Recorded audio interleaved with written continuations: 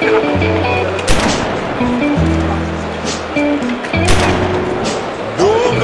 cares about me. Ain't even got a friend. Baby's gonna let me. When will my troubles end? That night is falling. Oh, I hate to be alone.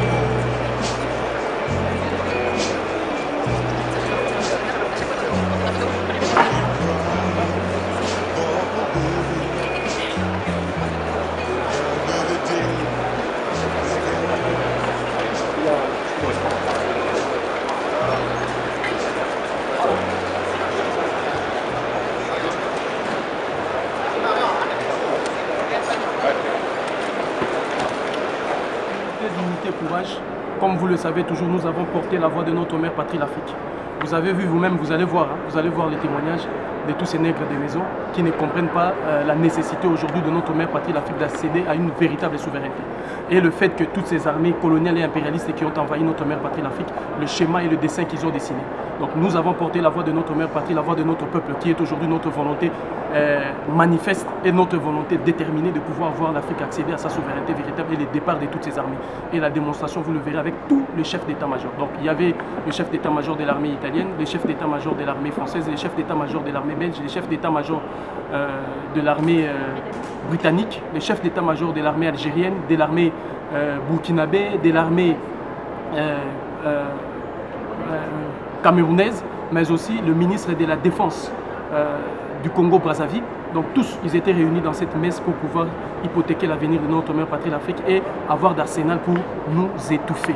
Mais nous étions là, et vous verrez vous-même en témoignage, unité, dignité, courage.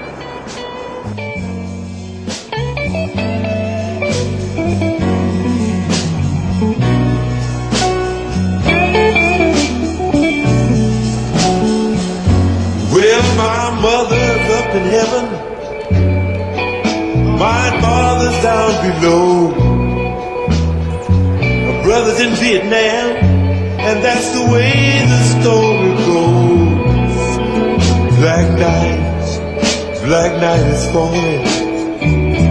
Oh, I hate to be alone.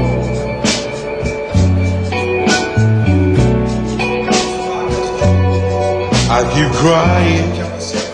En premier sera suivi par le général Sir Nicholas Carter, chef d'état-major de l'armée de terre britannique. Interviendra ensuite le général de corps d'armée Danilo Errico, chef d'état-major de l'armée de terre italienne. Enfin, le général de division Jean-Paul de Coninck, chef d'état-major de l'armée de terre belge, nous livrera son intervention. Sans plus attendre, j'invite le général d'armée Jean-Pierre Bosser à rejoindre le pupitre pour nous faire part de son intervention. Merci. Baby's gonna let me. When will my troubles end? Black night is falling. Oh, I hate to be alone.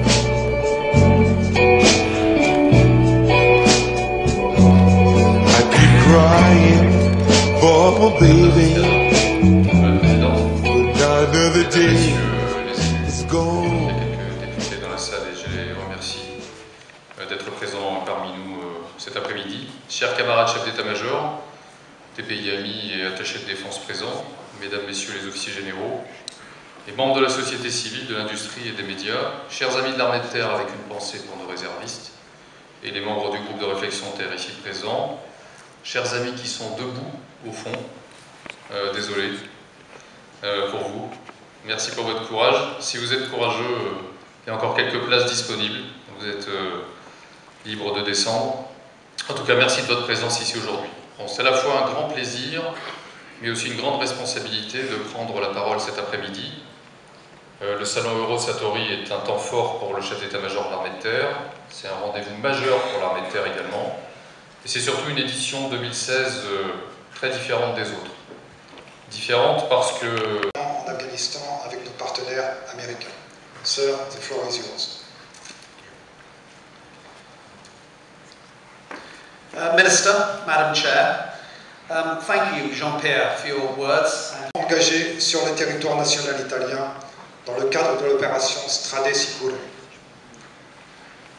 L'Italie aussi, faut-il le rappeler, a été également un pays douloureusement touché par le terrorisme. Ces points communs rendent extrêmement pertinente la présence et la prise de parole du général de corps d'armée Danilo Errico aujourd'hui. Mon général, c'est un honneur pour nous de vous accueillir, de vous entendre aujourd'hui, alors que vous débutez ici votre première visite officielle en France dans les fonctions éminentes que vous occupez.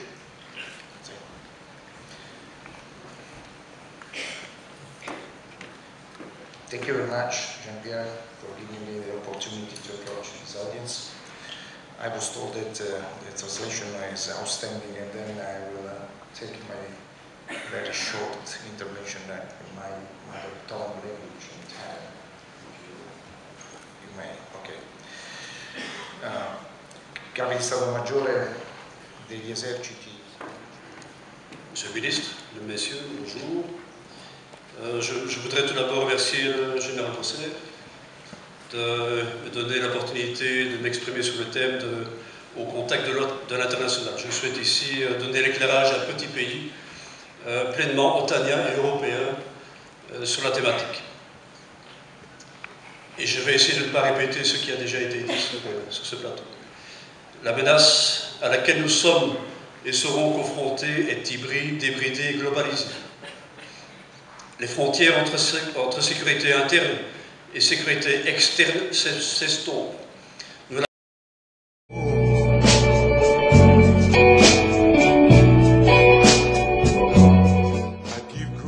Ma première question s'adresse à tous les chefs d'état-major qui sont là. Selon vous, j'aimerais savoir, selon vous, la phrase qui dit « la lutte contre le terrorisme » a-t-elle une légitimité politique, juridique, morale ou quel type de légitimité? Ma deuxième question, c'est de poser à l'état-major français. S'il arrivait, ce qui d'ailleurs peut être le cas comme cela le fut le cas en 1960, s'il arrivait que le peuple africain s'élevait contre la présence de vos armées, c'est-à-dire exiger la fermeture des bases militaires françaises et de ses alliés et le départ de notre mère patrie l'Afrique, quelle serait votre politique ou votre stratégie pour continuer la lutte contre les terrorismes? On va prendre deux questions. Ma troisième et dernière question, je vais la poser aux chefs d'état-major africains, la plupart qui sont ici. Si quelqu'un peut nous répondre, comment se fait-il qu'après 60 années d'indépendance, l'Afrique n'est toujours pas capable de prendre en mesure sa politique de défense et de sécurité? Je vous remercie.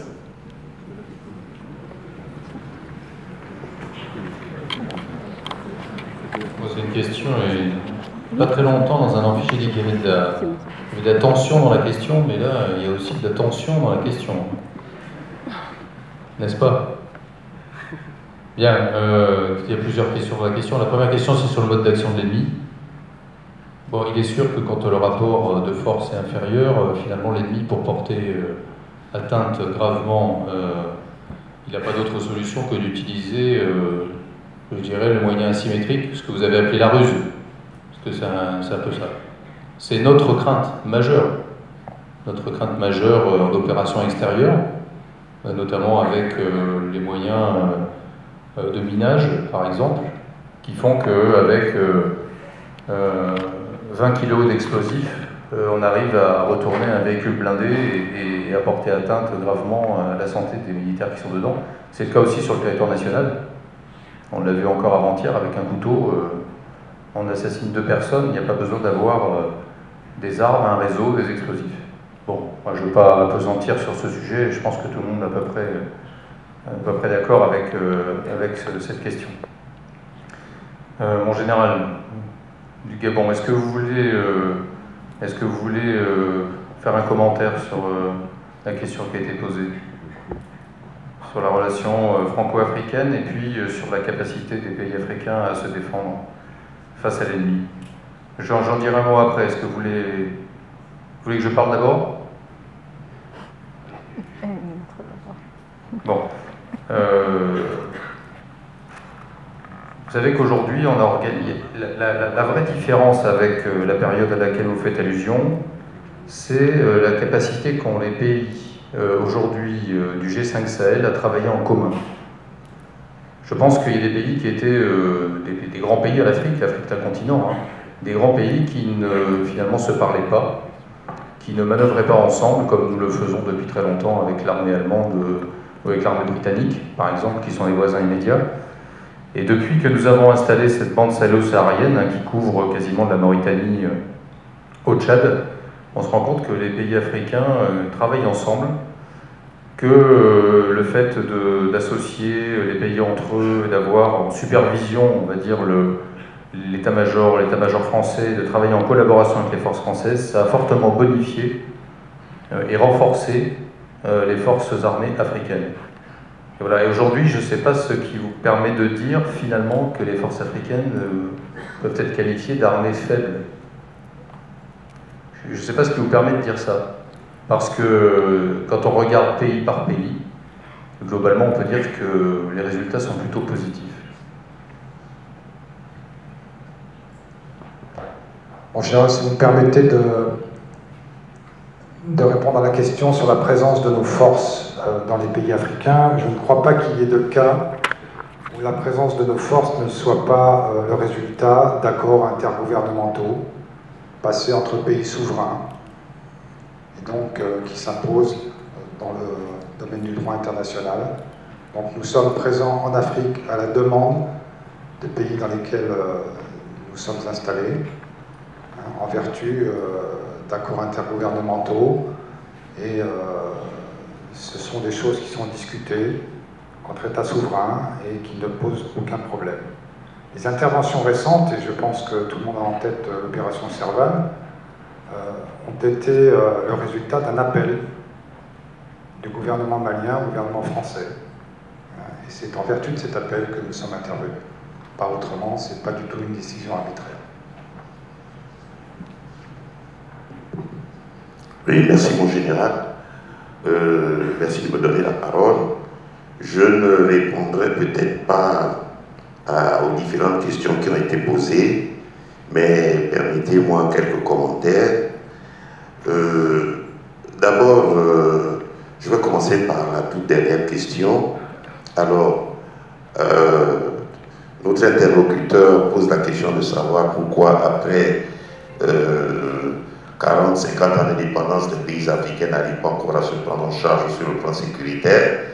Moi, je lui dirais, poser la question au chef d'état-major des armées de terre des pays occidentaux ici présents devant nous, pour savoir après combien d'années ils ont pu se prendre en charge sur le plan sécuritaire. Je pense que 40-50 ans, en 40-50 ans, ils n'ont pas pu le faire. Donc vous n'allez pas demander aux pays africains de pouvoir le faire en 40-50 ans. Je pense que c'est encore prématuré. Quoi qu'il en soit, le général Bousser venait de le dire, actuellement, nous menons ensemble des opérations sur le continent africain, étant donné que le terrorisme n'a pas de frontières.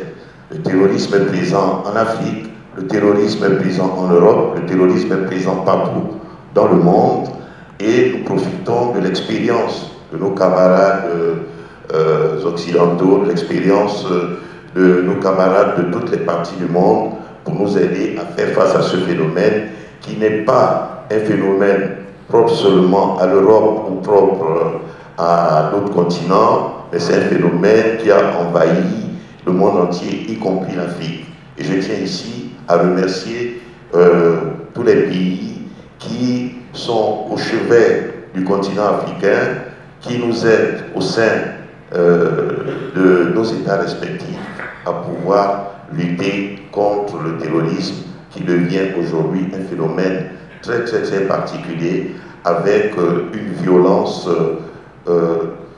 qui n'est plus à mesurer. Merci mon général. Bien. On va changer de sujet, cher monsieur. On devrait vous inviter à venir voir les opérations en Afrique et voir de quelle manière les soldats africains et les soldats occidentaux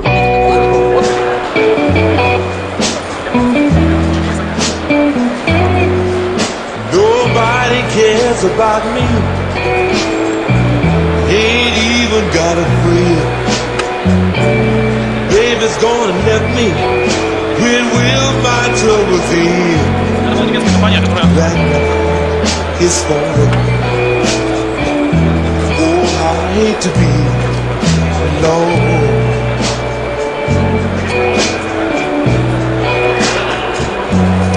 I keep crying for my baby. Now another day is gone.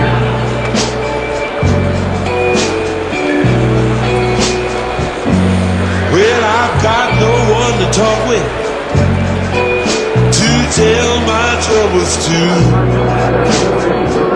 Don't even know I'm living since I lost you. That night is falling. Oh, I hate to be alone.